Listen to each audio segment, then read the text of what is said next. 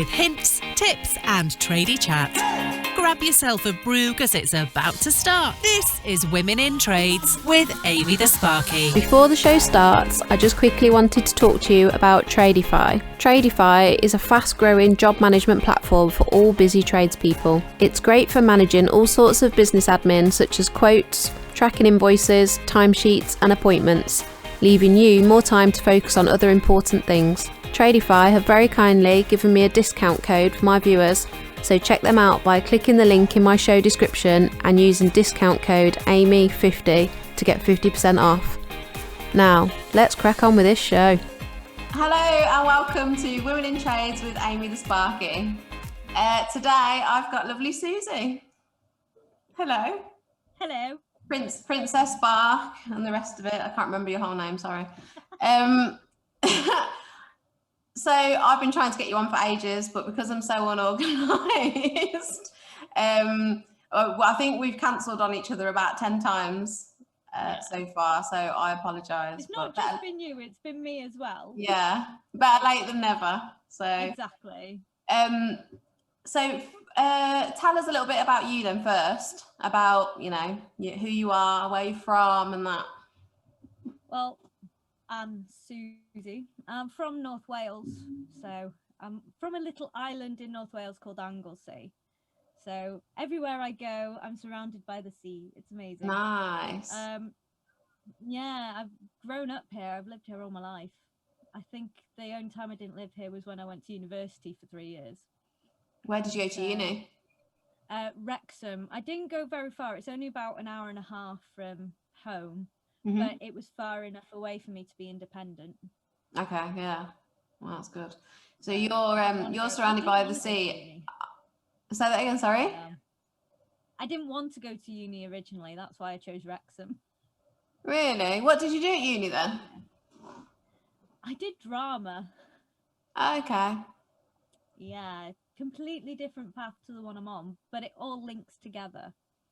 Tell me how. How does it link? Well, when I was in uni, I got into doing the technical side. So doing the sound, the lighting, Okay. things like that. And when I was just finishing, there's an arts centre about 20 minutes away from me in Bangor called Pontio, and they were just opening, and they had a job opening for a technician, but you need electrical qualification for it. So that's why I went into it. Okay. Oh, that's interesting. Okay, so I'll let you off then. There is a link. I thought you were just going to say you're a dramatic spark, but I was going to. Most of us are. Well, that is true as well. So you went to uni from school? I went to college and did performing arts for 2 years, and then I went to uni. Okay, and then you went and did. I went and did level 2 full time. Yeah. And then went on to do level 3 as an apprenticeship. So I did that part time. Awesome. And that's with your dad? It is my lovely dad, Nick. That's so cool. Do you love working with your dad? Oh, I do. Where the banter goes backwards and forwards between us. Usually more him towards me. Yeah. But yeah, I love working with him. I've worked with him since I was 14 because I used to work in the summer with him. Oh, really? Yeah, I used to. Did you enjoy it back then when you were a kid? Oh yeah, I did. I really did. We used to have a school that we used to do work on, so it was mainly that I used to go and help him with. But I loved it back then, and it was always, even in school, I think I did work experience with him to begin with, and in science they asked us to do a project on any subject in, I think it was physics it was, and I did electricity, and I made an electromagnet with my dad. Really? Yeah, and that project actually won me a gift card for Tesco. What did you buy? But when you're like 13, 14, that's amazing. Yeah. Nobody ever gives me a gift card for anything. Oh, well, congratulations on your Tesco gift card. I'm really pleased for you. I don't even know what I bought with it, but how much was it for? I can't remember now. It's so long. Probably like £3.50 back then, wasn't it? Probably. So so you enjoyed that when you were at school. Did you not think about going into it then when you left school, or did it cross your mind at all? Or no, it didn't. Right. I absolutely loved my performing. I'm a massive drama queen. Love doing the performing arts and everything. And it's what I wanted to do. I wanted to go to London. I wanted to perform on the West End. I wanted to do all this massive performing stuff, but I didn't realise until I went to university how difficult it was to actually get into it. And you have to be a triple threat pretty much to get into musical theatre on the West End. So you have to be able to sing well, dance well, and act well. And out of the three, acting was my best one. Singing was all right, and then dancing wasn't great. Have you got a piece that you've prepared for this? No. No? Okay. No. Right, move on. I did actually do one on my Instagram. Did you? I can't remember why. I'd had a really terrible week and I'd had loads of support. And I actually put a video of me singing Let It Go from Frozen on my Princess Spark Instagram. Did it go down well? It did. I don't know if I've seen He's that. asking me for more videos. I don't think I've seen that, and I've stalked your Instagram. I'll have to do it again. I'll have to restore. I've got a purple jumper on in it. Okay, I'll have a look. I'll have a look for it. A bit disappointed that you've not prepared something for me today, but I'll let you off. Maybe next time. Maybe. So then you went through uni, you went back to college, level 2 full time. How did you find it? Because I did level 2, level 3 full time. How was your college experience full time? Well, college experience lecturers were great. Okay. Really, really helpful. I've got dyslexia, so I struggle with reading and understanding sometimes. And one of the things that helps me is having my work on blue paper. So any handouts was on a pale blue paper, so because I can't read off white. Okay. So they would make sure I had blue paper, workbooks and everything. The one lecturer even went halfway across campus in the pouring rain to get it for me because they'd ran out of paper in the office or something. But the lecturers were great. I got on really well. My MVQ assessor was a lady as well, and she'd worked in the trade, so it was nice to have another female there. Oh, that's cool. It was the other lads. It was the other lads on the course. They didn't know how to deal with a girl. Well, not all of them, but some of the younger ones that had just come out of school just didn't know how to treat me, because obviously I was older than them. I was 22 when I started it. No, not 22, 24 I think. Oh, I'm terrible. And they just didn't know how to speak to me. Like, I would make friends with one of them and they would start teasing him, so he'd stop being friends with me.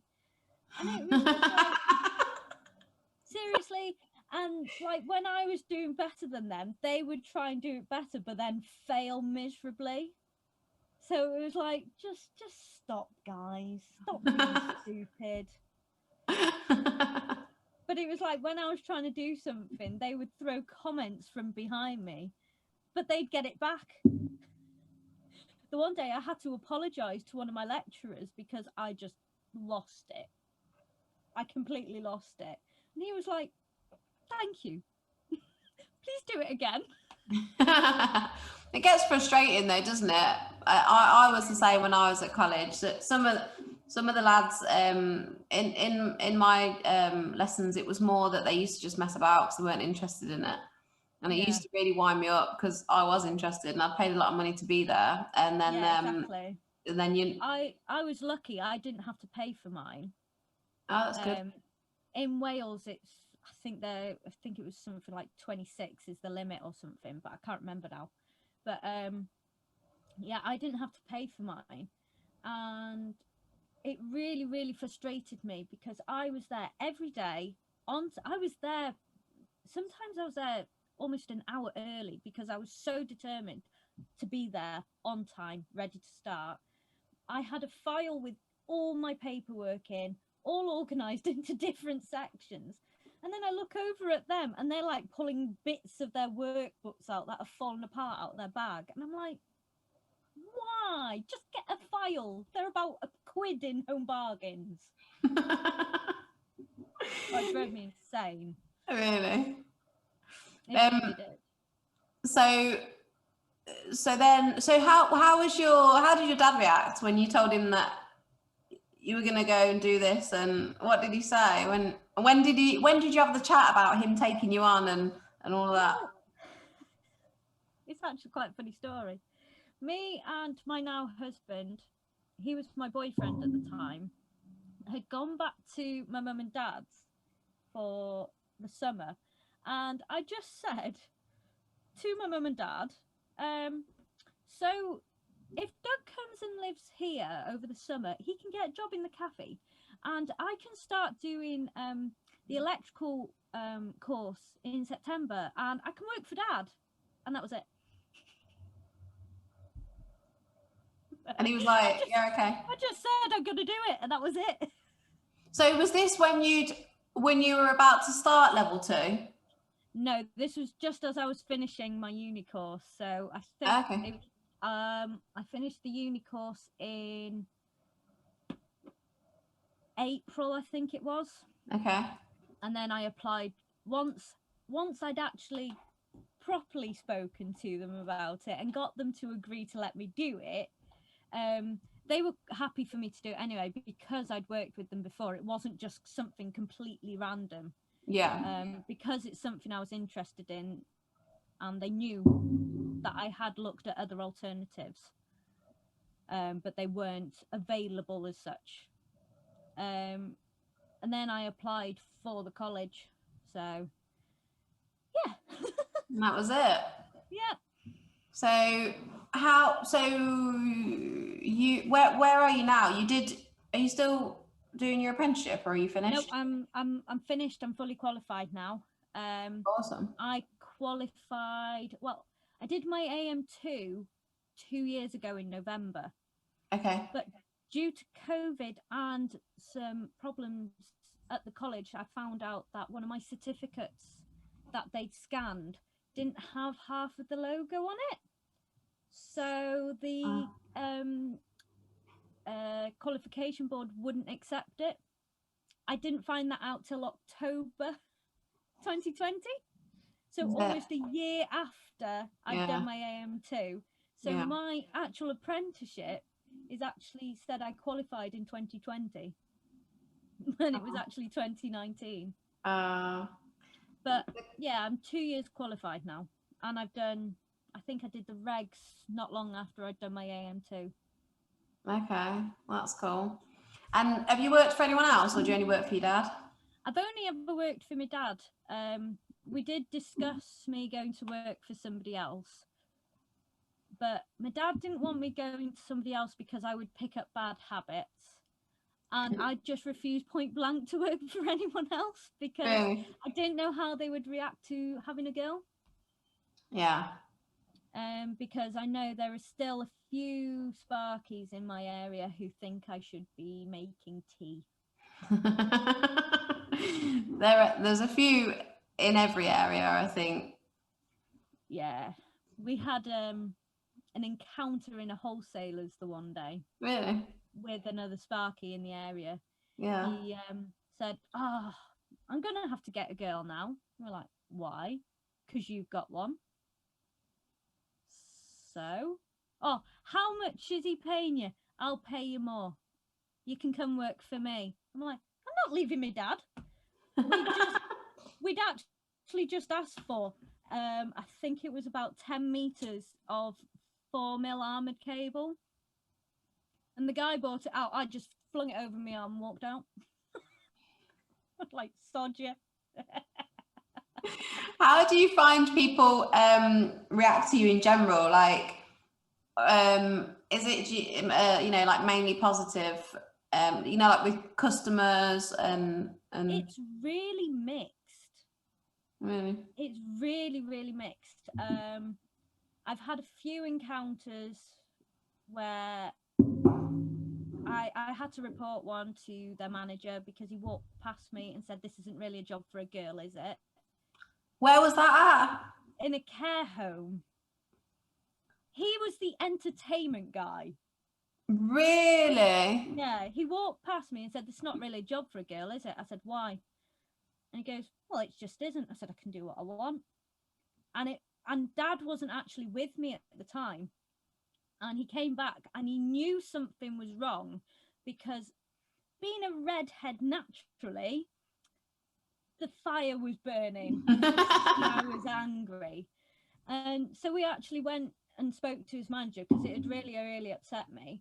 And then his manager had spoke to him. Next thing you know, he goes, oh, I'm really, really sorry. I thought it was just banter. We tend to banter about Harry Potter and stuff. I said, yeah, but that's Harry Potter. That's not my job or my lifestyle.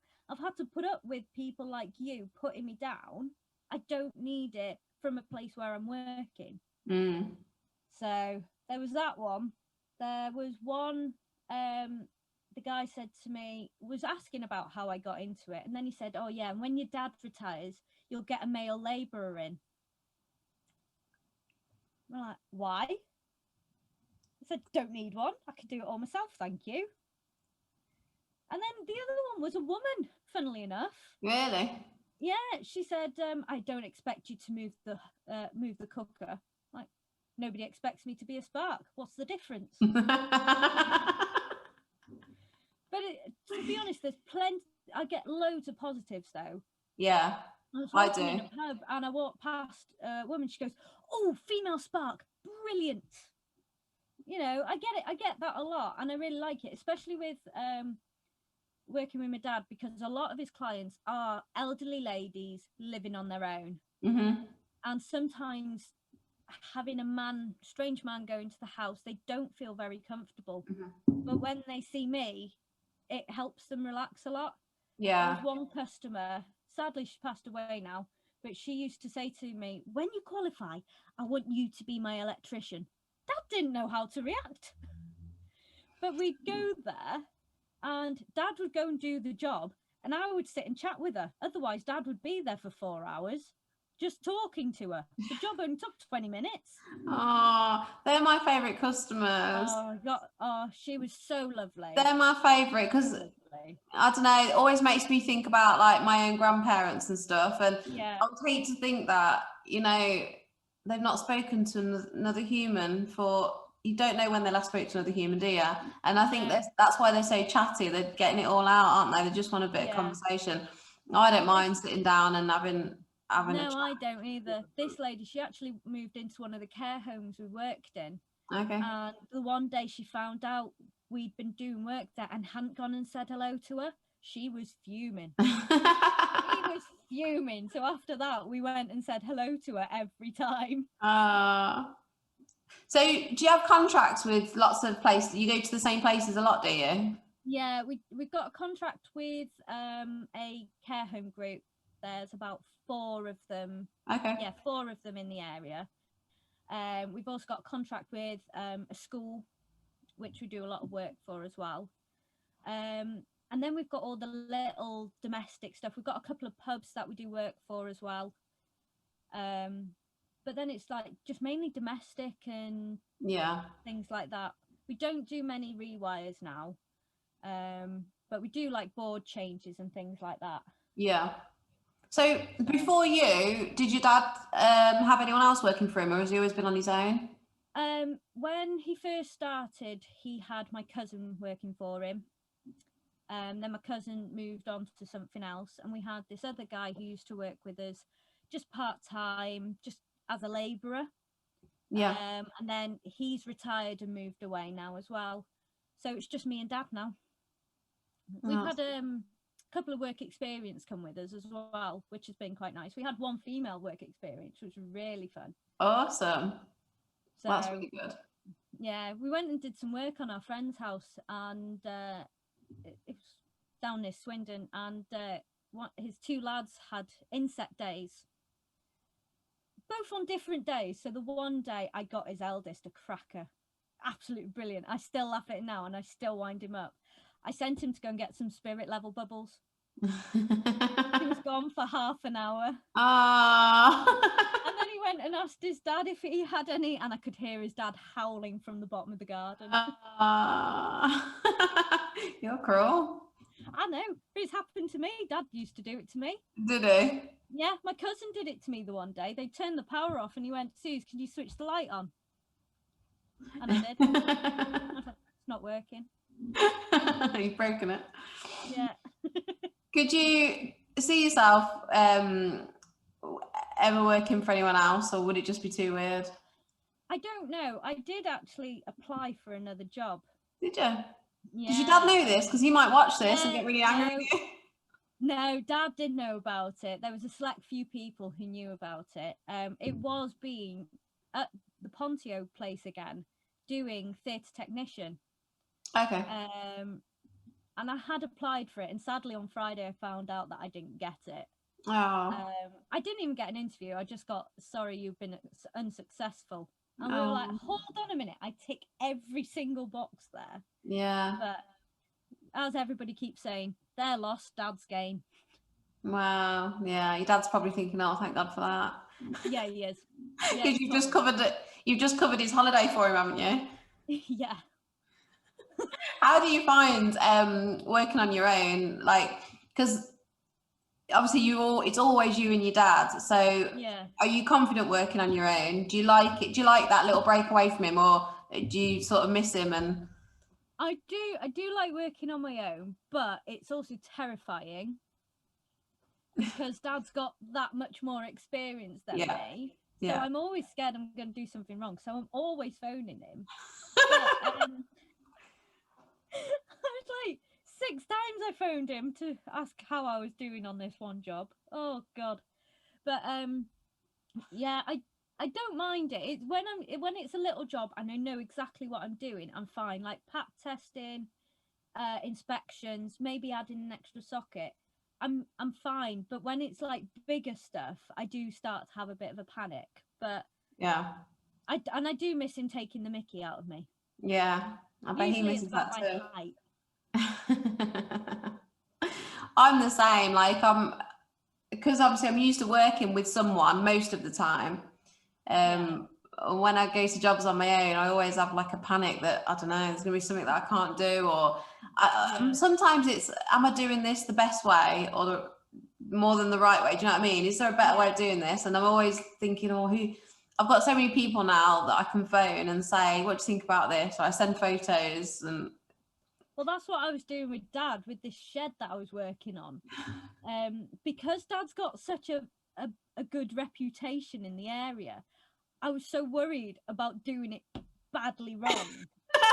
So ruin your dad's whole reputation with one bad job. Well, you never know, because the village where we live and got a lot of our work is small, and they talk.